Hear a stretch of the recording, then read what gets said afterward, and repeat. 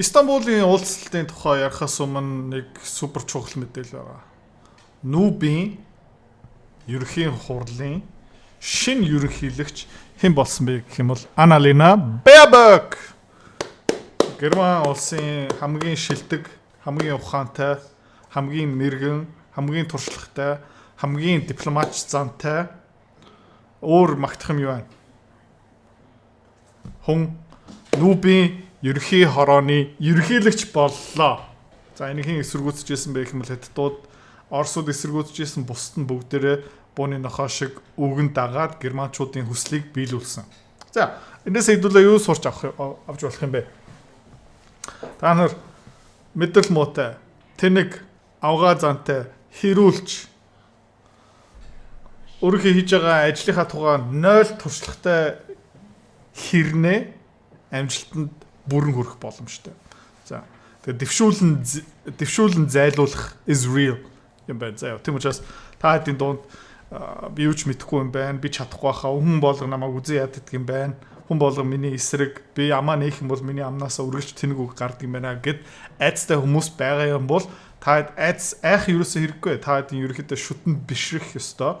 Бурхан хэм бэ гэх юм бол манай Annalena Baerbock шүү. За тэгээ өөрөө хэлэх юм энэ дээр байхгүй тэгээд одоо Украины тухай ярьчих. Украины газ дуусч байна. Окей? Украины газ дуусч байна. Энийг хэн хэлж байгаа юм бэ гэх юм бол Зеленский өөрөө. За яагаад газ нь дуусч байгаа юм бэ гэх юм бол газны транзитын хилцлээ дуусгацсан газны дээд бүтцийг одоо Оросууд бөмбөгдөж эхэлж байгаа. Окей.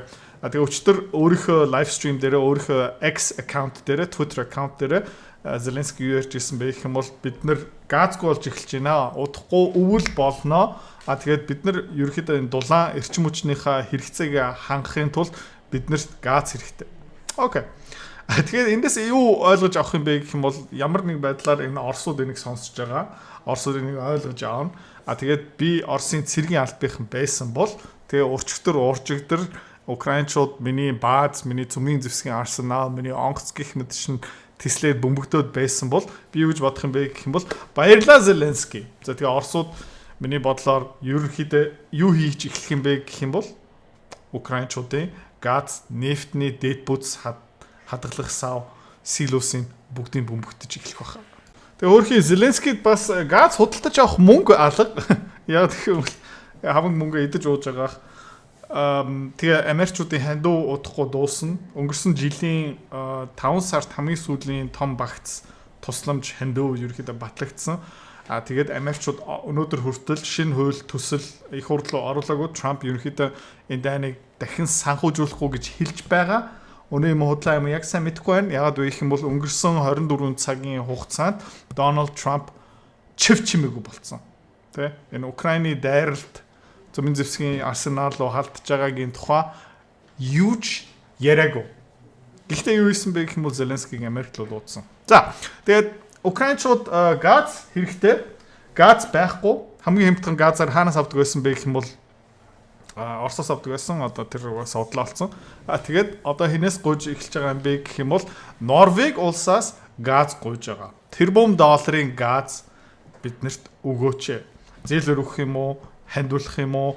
Бөөмөд энийг Норвегчууд энэ мөнгийг ирүүлээ харах юм уу? Үгүй бах. Ерөөхдөө алга болчихно. Тэгээд зөвхөн газыг өгчих юм бол тэгэл мэдээж энэ газнаасаа бас идэж уух магадлал өндөртэй.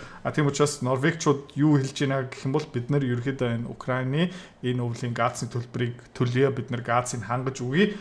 Тэрбум еврогийн хэмжээтэй тэнцвүүц хэмжээний газыг нийлүүлнэ. За тэгээд ер нь бол Норвег улс угаасаа Украины нэлээд томоохон санхүүжүүлэгч том ах. Хөөе энэ видео яач вэ? Цэнгүүний ахыгаа авраарай. Цэнгүүний найдвартай, чадвартай. Өнгөрсөн 3 жилийн хугацаанд Facebook 350 мянган дагагч хүргэсэн. Instagram 70 мянга. Тэгээ өнгөрсөн 3 сарын хугацаанд миний YouTube-ийн сууг хамгийн өндөр өсөлттэй Монголын суугийн нэг нь. Тэгээ цэнгүүнэд баярлалаа гэж хэлмээр байна. Бас цэнгүүний орлого хэд хэд нугараал явж байгаа. Яг вэ гэх юм бол мань хүний видео эдитингийн чадвар, тийм мэрэгжлийн төвшөнд ирсэн байгаа. За тэгээ цэнгүүнээ бит хоёр харамч биш үргэлж мэддэг сурсан юмнуудаа хуваалцдаг. Тэгээ цэнгүүнээ бит хоёр одоо юу гаргасан бэ гэх юм бол мэрэгжлийн төвшингийн видео эдитингийн сургалт гаргасан байгаа. За тэгээд та хэд энэ 3 жилийн хугацаанд манай Цэнгүүний бит хоёрын сурсан юмыг бас яг адилхан сураад өөрийнхөө контентээр эсвэл өөрийнхөө чадвараа дараагийн түвшинд авчирмаар байгаа юм бол доор дэлгэрэнгүй мэдээллийн линк байгаа. За контент өргөшүүл. За Истанбулын хэлцэл дээр ерөөхдөө шинэ ямар нэгэн том сюрприз юусоо байгаагүй. Оросуудын шаардж байгаа юмнууд нь хിവэрээ. Тэгээд юу шаардж байгаа юм бэ гэх юм бол ер нь бол ceasefire гэсэн юм байхгүй, дайн тогсон гэж байхгүй. Гэхдээ энэ тент жижигхэн дайныг зогсоож болно. Оросууд юу санал болгосон бэ гэх юм бол 2-3 хоног тий тодорхой хэсэгт байлдахгүйгаараа, хоорн алдсахгүйгаараа тэгээд нас барсан гэмтсэн цэргүүдийг байлдааны талбайгаас холдуулъя зөөе. Тэгээ гэрийнхэндээ буцаагаад өгчээ. Тэгээд Оросууд бас юу санал болгосон бэ гэх юм бол нас барсан цэргүүдийн солилцоо хийе. Оролцоо нэг 6-7 мянган цэргийг хоорондоо солилцъё. Оросууд энэ нас бартсан Украин цэргүүдийг хөлдөөчдөг юм байна. Тэднийг санал болгосон. За энэ дээр Зеленский юу гэж хэлсэн бэ гэх юм бол Оросууд тэнэг юм байна. Тэгээд хүмүүс нь юу ярьж байна гэвэл тэр хүмүүсийн цогцсон гарч ирэх юм бол за тэгээ хин нас барсан тодорхой болоод ирэх юм бол Украины цэргийн албахан ар гэрийнхэн нүхэн төлбөр олох ёстой. Тэ. Тэгээд тэр газны мөнгө байхгүй юм чинь бас энэ нүхэн төлбөр олоход айгүй хэцүү.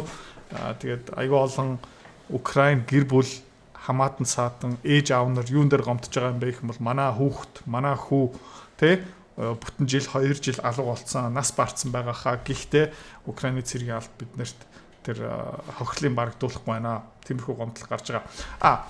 Нэмээд Оросууд ерөөхдөө шаардлага нь хിവэрээ НАТО-гийн гишүүн байж болохгүй, neutral болно, аль талдаач орохгүй. Цэргийн хүч дээр хязгаар тавигдана.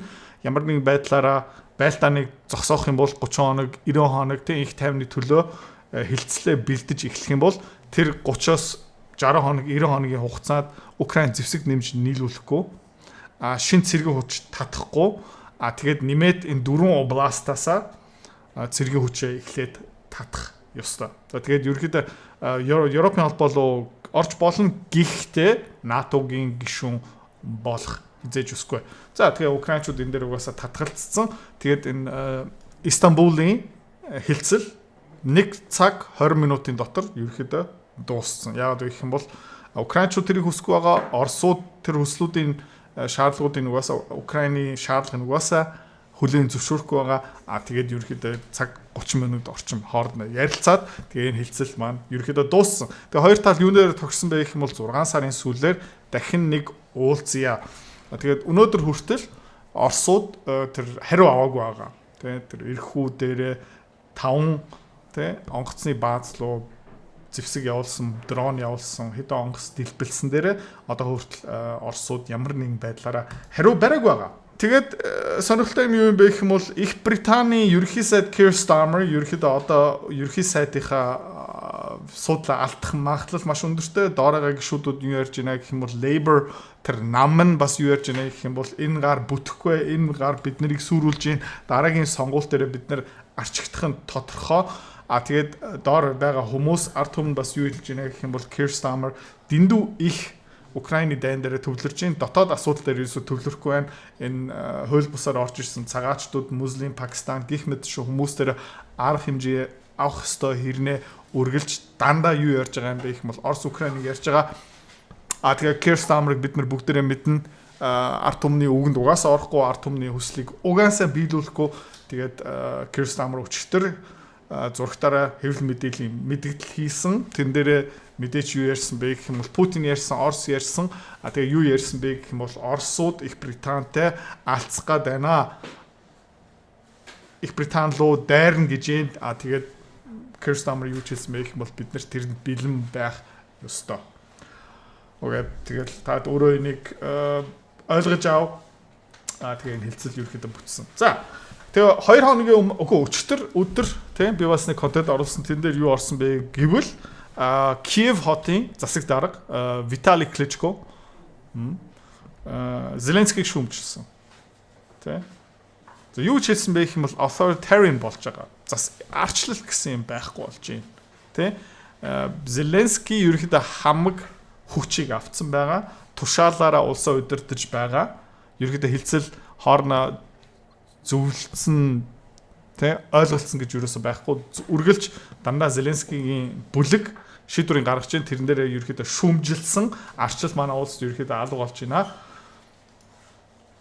Тэгээд Кличко бас юу хэлж ирсэн бэ гэвэл энэ дайныг төр зүр зогсоохын тулд эсвэл зогсоохын тулд бид нэр төр хугацаанд тэ хэдэн област өгчүүл яадаг юм. Орсуудад тэ шаардж байгаа юм чинь. Тэ өгчүүл яадаг юм. Тэ эзний цагт энийг буцаад гад авах магадaltaй гэж ярьж байна. Тэ бас Зеленскийг шүүмжлэн.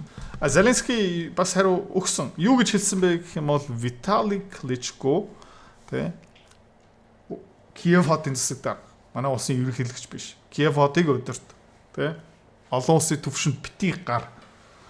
За тэгээд Кличко бас нэмж юу хэлсэн бэ гэвэл Zelensky will pay for his mistakes, says Kiev mayor Vitaly Klitschko. Zelensky өөрөө хийсэн алдаа гиха өртгөө хизээ нэгэн цагт төлнө. Ерөнхийдөө ширүүцэж байна. Тэгээд дулаарч эхлээд борооны улирал дуусаад тэгээ юу болж байна гэх юм бол энэ таад юу харагдуулж байна? Таад юу харж байна гэвэл тэгээ Оросын цэргийн албахан Украин улсад сар болгон хэдэн километр квадрат тэ эзэлж авч чадж байгаа юм бэ гэх юм бол та анзаарч байгаа бол 3 сард ерөнхийдөө оргил дооцогтой хүрсэн энэ жилийн хувьд 4 сартаа 177 км квадрат эзэлж авсан 5 сард ерөнхийдөө тэ 449 км квадрат авсан. Тэгээ хүмүүс юу гэж хэлж байна гэвэл 6 7 8 сард энэ ерөнхийдөө дээшээ явна. Яг гэх юм бол Суми област тэгээд Керсон тэгээд ерөнхийдөө тэр Донбассын хэсэгт ер нь бол Оросууд нэлийн хүч авч байгаа. За тэгээд энэ дайны шинжээчнэр дипломат харилцааны хүмүүс бас юу нэмээд хэлж байна гэх юм бол энэ дайн дараагийн шатанд хүрч байна. Украинчууд ерөнхийдөө илүү харгас юмнууд хийж байгаа, терроризм ашиглаж байгаа. За нэмээд цөмийн зэвсгийн арсенал руу хаалтж байна гэдэг чинь ерөнхийдөө хязгааруудыг бууруулж байгаа гэсэн үг. За тэгээд энүүгээр юу болж байна гэх юм бол Оросуудад бас яг адилхан боломж өгж байгаа. Тийм учраас одоо Оросууд илүү харгас, илүү брутал, тэ илүү хурц хариунууд аавн. Тэгээд энэ 6 7 8 сард ер нь бол Оросууд өнгөрсөн жил шиг тайван тэ байлдахгүй ерөөхдөө шинэ offensive эхлүүлнэ. Тэгээ энэ жилдээ бараг түүхэн дээд хэмжээний талбай эзлэн гэж ерөөхдөө шинжээчд хэлж байгаа. За тэгээд нэмээд бас сонирхолтой үнцэг гарч эхэлж байна. Тэр нь юу юм бэ гэх юм бол яагаад Украинчууд Оросын газ нефтний дэд бүтцлөө дрон явуулаагүй юм бэ? Яг гэх юм бол орлоготой байж ич, экспорттой байж ич, газ нефт олборлж ич, тэрвэрлж ич, олон улсын зах зээл рүү борлуулж ич, ерөнхийдөө энэ дайны санхүүжилт өргөжлүүлнэ. Окей. Тэгээд логикийн хувьд бол Украинчууд юу хийх ёстой байсан бэ гэх юм бол тэ Орос холбооны хамгийн эмзэг цэглүүд арих ёстой байсан. Тэр юу юм бэ гэх юм бол газ, нефтний дэд бүтэц. За тэр Nord Stream 2 гих мэтчлэн pipeline далайн бомбт нефт газны агуулгалуу ерөөхдөө Путин явуулах эсвэл дрон явуулах ёстой байсан хэрнээ хаашаа дрон явуулсан бэ гэвэл цөмийн зэвсгийн арсенал руу явуулсан. За тэгээд энэ дээр хүмүүс юу гэж хэлж байна гэх юм бол тэ ер нь стратегийн хувьд бол жоохон буруу гэхдээ өөр зорилго байгаа юм бол энэ ойлгомжтой. Ямар зорилготой байсан бэ?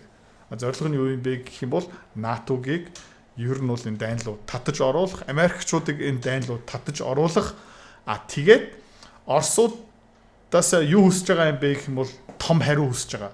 Оросууд жишээлбэл тий Эстония, Латвия, Польш гих мэтчлөө Финланд руу тий боронктой харьцаж эсвэл нэг буруу Путин буруу газар руу явуулаад эсвэл цөмийн зэвсэг ашиглаад эхлэх юм бол НАТО юу гэж хэлэх боломжтой юм бэ гэх юм бол хардаа бид нар үнэнгээ ярьсан. Энэ Оросууд солиорцсон байна. Энэ Оросууд дараа нь Украиныг индүүцснийхаа дараа Европыг тэр чигтээ булаагаад авах боломжтой байна гэсэн юм одоо гарч байгаа. За тэгээ хамгийн сүүлийн мэдээлэл ойролцоо нэг цагийн өмнө юу юм бэ гэх юм бол Зеленскигийн онгоц хаашаа нисэж байгаа юм бэ гэх юм бол Washington DC руу нисэж байгаа. Ер нь бол юу болсон бэ гэх юм бол Америкчууд Дональд Трамп Зеленскигийг дуудсан байгаа хаа. Тэгээд маргааш магадгүй томоохон сюрприз гарч ирж. Тэ хэдүүлээ харцгаая. За иймэрхүү байдалтай байна. Оросуудын хариуг тэгээ хүлээ. Тэгээд хамгийн сонирхолтой Зеленский Washington DC-д ирсэн байна. Тэнд одоо юу хийж байгаа юм болоо. Тэгээ харцгаая.